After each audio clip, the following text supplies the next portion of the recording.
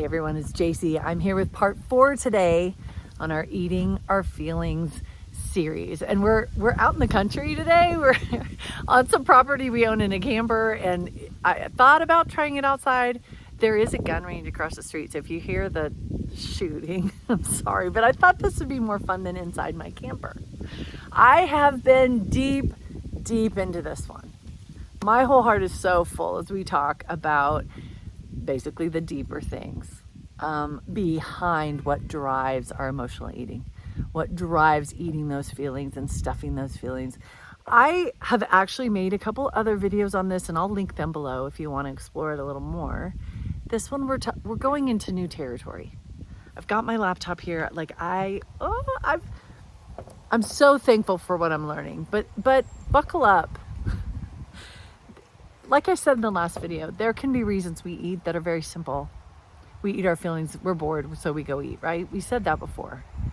There can be very, very deep, painful, complex things that we are using food, and we're so disassociated from this thing that we're not even paying attention to why we're eating, but it's coming from a deep place. It's like the iceberg, right? You can see the stuff above the water. We're talking about the bottom tip of the iceberg, dark underneath the water that no one sees. That's kind of what we're looking at today. We're going to use the term trauma. I hope that doesn't come with some preconceived, like, oh, she's talking about trauma. Trauma just comes from the Greek word for woundedness. It can be any difficulty, any harm or hard thing or something that affected you, and maybe most likely is still affecting you, thus the eating, to get rid of the pain of it or whatever went with it. So we're going to go deep into that using a few things. I'll link everything below like I normally do. But don't turn the video off and go, well, no, I don't have any trauma in my past, so I don't need this video. There's big T trauma. Like, we know what that is. I don't even have to explain to you what that is. Your parents divorcing when you were small, or any kind of abuse, or just catastrophic things that happen in our lives, which most of us have been through. But sometimes we say, well, I don't really have a story like that, so I don't know if I need this video. I don't think I have trauma. There's also small T trauma, just little things, but they pierce and they stay and they need the Lord's healing, and they're still fueling the chocolate chip cookie binge. So hang with me on this one. We're going to talk about 3 types of trauma and how the Lord can step into that space and say, listen, the ice cream isn't doing it. Let's look at this. I'm going to quote from a non-Christian first. This is from Dr. GABOR. I've quoted him already. The Myth of Normal is the book. It's about this thick, so you might not want to get it. This is the most insightful definition of trauma. Listen to this quote carefully. I might repeat a few things. Trauma is not what happens to you. It's not the thing that happened, but what happens inside you. Trauma is a psychic injury lodged in our nervous system, our mind, and our body, lasting long past the incident, whatever it was, triggerable at any moment, he says. It is a constellation of hardships composed of the wound itself and the residual burdens that our woundedness imposes on our bodies and our souls. I think I'm going to put this quote in the description box just so you can read it and process it, because there's more. It's also the unresolved emotions that they visit upon us, the coping dynamics that they dictate. There's the emotional eating. That trauma, that thing that happened deep inside of us and has these residual effects, they dictate this coping mechanism because we don't know how to handle it. So we are eating as the only way we know how to deal with this big thing that happened. Again, it's not the thing, he says. It's what happened inside of us when that happened. Have you ever known 2 people that went through the exact same tragedy or trauma and they both responded totally different? So what we're talking about is what happened inside of you in that moment. He said also, in addition to the coping dynamics, the tragic or melodramatic or neurotic scripts that we unwittingly but inexorably live out. A script that was born as a result of that thing. We think it's our personality, but no, it's actually resulting back in whatever that thing was that happened. And not least, the toll that these take on our bodies. This is complex. Read through that quote in the description box again. It's powerful. Then he goes on to quote Peter Levine, trauma is perhaps the most avoided, ignored, belittled, denied, misunderstood, and untreated cause of human suffering. I would say one of the biggest contributors of emotional eating, of eating our feelings. Because a lot of us go, listen, it's in the past. It's in the past. I don't want to dredge that back up. That was horrible when I went through it. Why would I want to bring it back up? Let's just let bygones be bygones, right? Why would that be a healthy, good thing to look at? But then why are you binge eating? Why can't you stop? Why does that have a grip on you? Something down there in the bottom of that iceberg is crying out for help, to be looked at, to be dealt with.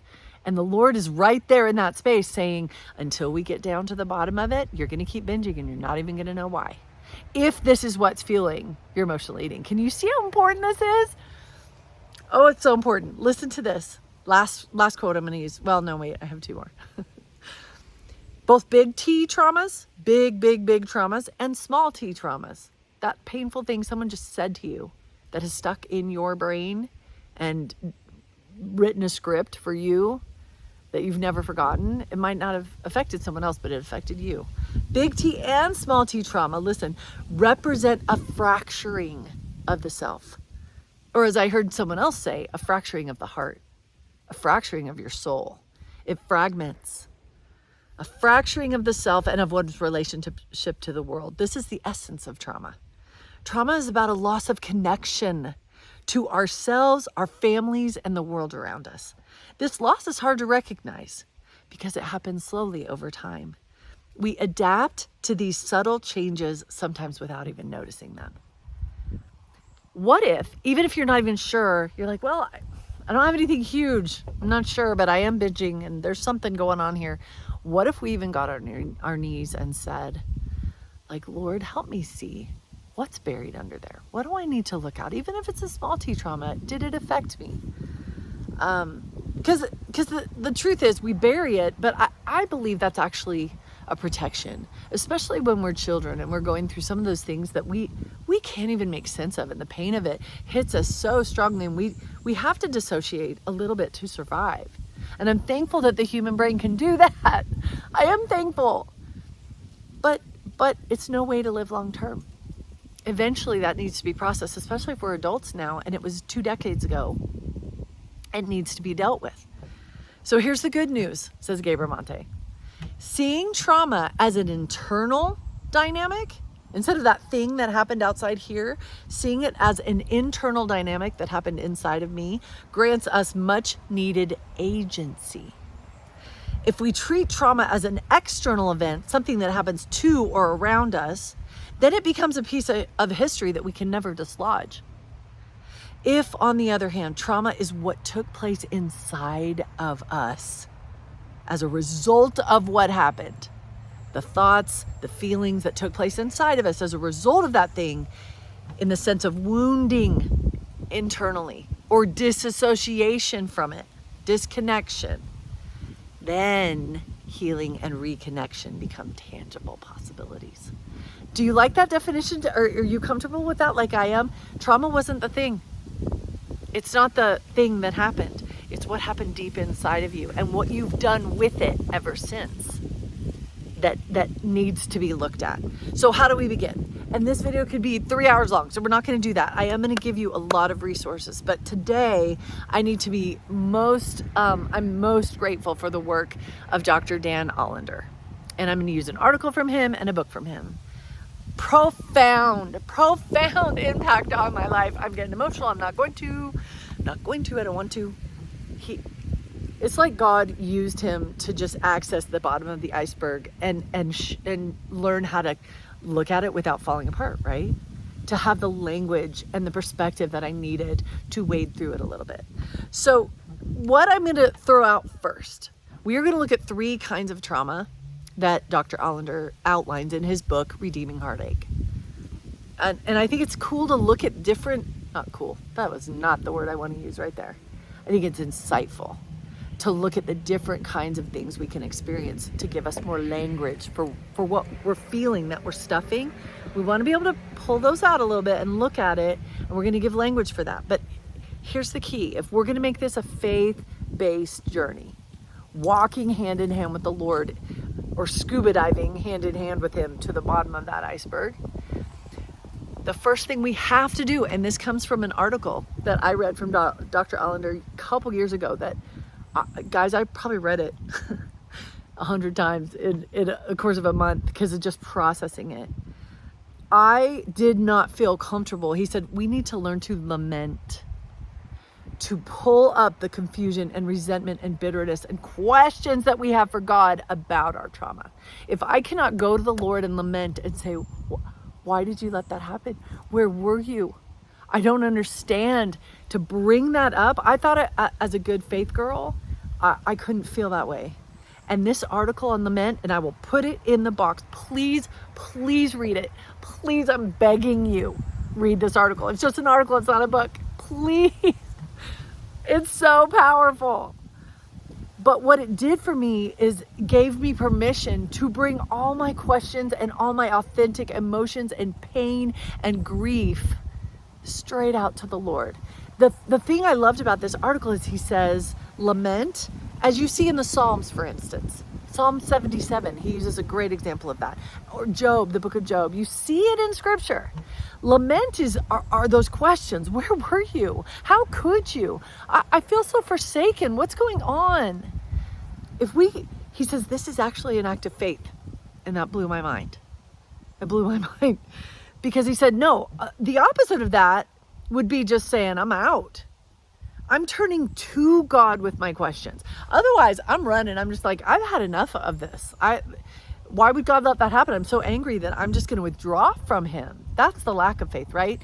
In faith, if I bring my questions to him, it shows that I'm trying to figure this out because of my love for him and my devotion for him. Read that article. Because unless we feel comfortable looking at all the emotions and feelings that trauma or that hardship introduce into our life, and some of it includes our questions for him about how and why he let that happen.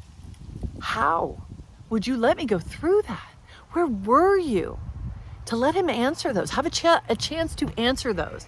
Unless we feel safe with the Lord, knowing that he's a big boy, he's not afraid of our difficult questions. And in fact, it's part of an act of faith to reach out to him and not to just bury him and eat so that it stays buried.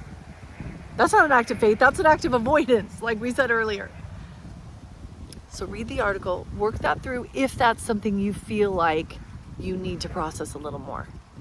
Then we can go into these 3 kinds of trauma to just look at it. We're just going to touch on it. We're not going to go crazy. Again, I'm going to give you resources. But until we dig some of this stuff up, the eating's just going to continue. Because that rolling pain or whatever it is under the surface is just going to continually need soothing. Maybe you'll go to a different addiction. Maybe you'll be like, oh no, I've conquered the food thing, and now you're just addicted to some other type of idolatry and self-soothing. Let's heal the pain. Let's let him, as our healer, walk with us into those moments that did a number on our soul and our heart, that changed so many things. Let's walk with him and find healing in that. Oh, I have to do my password again. Okay, 3 kinds of trauma. And this comes from his book, Redeeming Heartache. And I thought it was so cool. Oh, I'll just use the word cool because it really is very perceptive. We'll use that word. The first one is, he calls an orphan. The 3 are orphan, a stranger, and a widow. And we're going to go through those. Orphan does not just mean your parents died. That's not what that means. Orphan, if you have experienced the trauma of an orphan, it means any time in your life, it could be physically where you were experienced abandonment, but it could be emotionally where people were not there for you, where there was no one to take care of your needs, and you realized very quickly you were completely on your own to take care of yourself. And sometimes this happens as children. The parents are physically in the house, but emotionally they're checked out, and so you're on your own to provide the love and care and nurturing that you would love to have from them, but it's not happening. An orphan is needs aren't met, you're on your own, neglect, betrayal. abandonment, all different ways we can be orphaned. Can you broaden that out beyond just the physical, your parents died? It's any type of way where you went through some things, you saw that nobody was there for you, and you made a vow very early on, I'm on my own. I have to take care of myself. And so ever since you lived this life of control, trying to like meet your own needs because you don't trust anyone else to do it because you've never experienced that. You're an orphan. Painful trauma. He says the heart of an orphan deeply desires care, rest, and protection. But betrayal tells her that this desire is dangerous and unreliable. People will not be there for you. And so you've crafted out a whole life of control to get your own needs met. He says it's such a painful type of trauma, orphan trauma, that we deny it. We have to disassociate. So we use that capacity in our brain to just kind of metabolize it. He said to construct a world of control where we don't have to feel the anguish of the betrayal and the neglect. His chapter on this is brilliant. So brilliant. If you resonate, get his book. So that's one type, the orphan. The second type is the stranger. And that is a time in your life, either where you're not seen, you're completely left out, you don't fit, you don't belong, you're on the outside looking in, or you're seen and you're mocked. You're made fun of, bullied. The stranger, the alien, the one that doesn't fit in. My husband, he always uses that song from Sesame Street, one of these things is not like the other, because that's a pain for him. He just feels like he never quite belongs. But see, in using a little jingle, he can dissociate himself from the pain of it, right? A stranger learns that I'm not wanted. I'm not included. And so we teach ourselves as strangers, we just numb it out. I don't care. We become cynical. To numb the pain, we disassociate from that. He also says that strangers are often very susceptible to addiction, because that soothes and destroys that desire to be included, to be wanted, to be part of them, wrapped into the community, to be loved, to be chosen, valued. The stranger feels on the outside from all of that. It's a very, very difficult form of trauma. And it can happen so many ways, right? Within the nuclear family, within the community around, within a workspace, a stranger. I'll just go through these so I'm not reading and doing the entire book in a 3-hour video. The last one, so assess where you're at. Assess where you're at. Orphan, stranger, have you tasted these types of traumas? The last one is the widow. And by that he means not just the loss of a spouse or a loved one, although that's absolutely what it could be. The loss through death, through divorce, the loss. Loss is the key word of the widow or widower. But it could also be the loss of a deeply held dream or identity. If you maybe lost a job that was your identity, it could be anything, losing something or someone that was of deep value to you, that you loved, you cherished, and loss. Did any of these ring a bell? I'll tell you my experience. I picked one. I won't get too personal because this will be too long. I picked one and went, oh, that's me. That is definitely my story. I resonated with it just instantly. And then the Lord and I were kind of praying this out and talking about it, and I could see, especially in the last maybe 5 to 7 years, all 3 types in my life. Ways that I've deeply and very poignantly experienced all 3 types of trauma. But what Dr. Allender does in the book is then he does a whole chapter on how Jesus experienced all 3 very deeply. He was a stranger. He was an alien. He didn't fit in the Jewish community. They mocked him. His own friends betrayed him, orphaned, all of them, all the above. He experienced abuse, flogging, humiliation, any type of trauma. You can look at his life and go, he tasted all of these so that he could succor us, so that he could come to us and say, I know, I understand, you're not alone. Let me show you how to heal this. It just floored me because it made him seem like such a dear, relatable companion all of a sudden. Like, yes, I've been through some pain. And yes, I have some questions for him of why he allowed some of those things in my life. But then to look at it and go, but you experienced it. You did. You surrendered to all of that for me so that you would understand my pain and so that you could come right in and heal my pain, to heal it. Dr. Allender also shows the shadow side of each type of trauma, of what the healing looks like in that book. So it's phenomenal if you really want to go deeper, if something has resonated with you. But I'll also include some other books. I've read one by Carrie Garcia lately that is just so good. So good. Be prayerful maybe as you look through the description box and see if you are feeling called to look at the bottom of the iceberg. If you are ready, maybe you've gone through the trivial stuff with your emotional eating and you know that that's kind of, you kind of have that down, but maybe the trauma hasn't been part of your healing journey yet. I had to do a video in the series on this because for so many of us, this is just, it's part of a fallen world. We all experience it. One author said, leaving these stories untended means they get to dictate our lives. We're controlled by that pain and brokenness. We have to eat just to get through the day without completely falling apart over what's underneath the surface. You are living out your heartache if Jesus hasn't had access to your pain. That comes from Carrie Garcia's book. You are living out your heartache if Jesus hasn't had access to your pain, if you've kept it below the surface like that iceberg and you haven't let him or anyone else near it. She talks a lot about gaining the courage to look at it. That's a whole different video for another time. But inviting him into that place, that's our spot. We can't heal it. We need the healer. We need the great redeemer. But what we can do, or in the analogy I used in another part, open the locked door and invite him into that space. Even if we're trembling over it, even if we're like, this is the last thing I want to look at again. That wrecked me going through it. Why would I dredge that up again? But this isn't just about not emotionally eating anymore.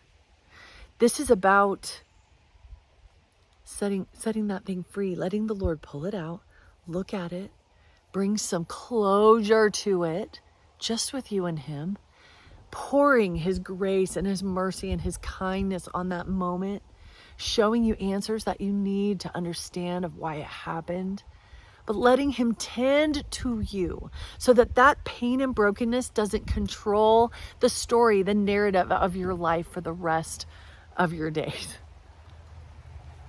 Don't be afraid. This is a beautiful process. It brings freedom, brings liberation, it brings enlightenment. Oh my goodness, that's why my personality is like that. That's why that happened so long ago. I didn't know I am like this. It helps to explain so many things. This is work to go into our stories, to look at our stories, holding his hand will change everything. I'm also going to include the book Finding Spiritual White Space in below. So beautiful on this process. So there's lots of teachers below that can help you navigate, plus some additional videos I've done on this. If you're ready, or maybe even just preparing to look at some of these things, maybe just be prayerful and ask for your heart to be made ready so that you can tiptoe into that space. And it doesn't have to be a rush, and it doesn't have to be overnight. And the emotional eating may not be fixed in a day, but you're finally on the path to look at what's really driving it. You're looking at your inner orphan. You're looking at the stranger deep in your heart. You're looking at the widow, the loss that has just been dogging you. And because you've buried it, it hasn't been resolved, and that emotion just swirls around you. You don't call it that.